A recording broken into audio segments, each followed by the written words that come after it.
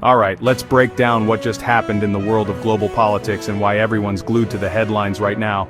The White House just announced that Russian President Vladimir Putin has agreed to a one-on-one meeting with Ukrainian President Volodymyr Zelenskyy. Yeah, you heard that right. After years of war, countless failed talks, and a lot of skepticism, we're suddenly staring at a possible turning point. So, how did we get here? Well, it all started after President Trump held a high-stakes summit with Putin up in Alaska.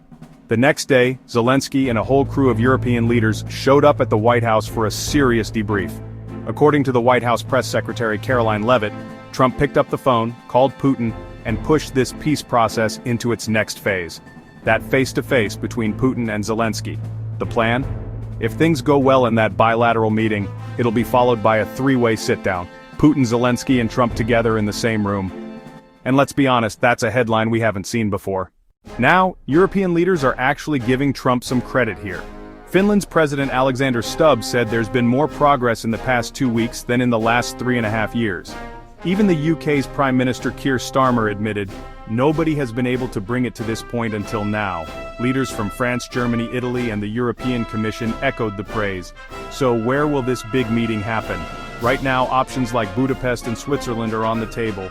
Nothing's set in stone, but officials say planning is already underway, and the summit could take place within 2 weeks. But here's something that caught my attention. At a recent press conference, Putin actually said what Trump's been claiming for a while, that Russia wouldn't have invaded Ukraine if Trump hadn't lost the 2020 election. That's a direct quote from Putin himself. Of course, this sudden momentum has people asking tough questions like, what happens after 2028?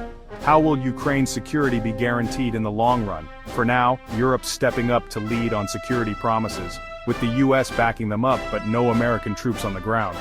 And here's a twist. Trump says he wants Putin and Zelenskyy to try working things out alone first. Just the two of them. Before he gets involved in a bigger summit. He's like, let's see what happens. So, is this the breakthrough everyone's been hoping for, or just another diplomatic detour?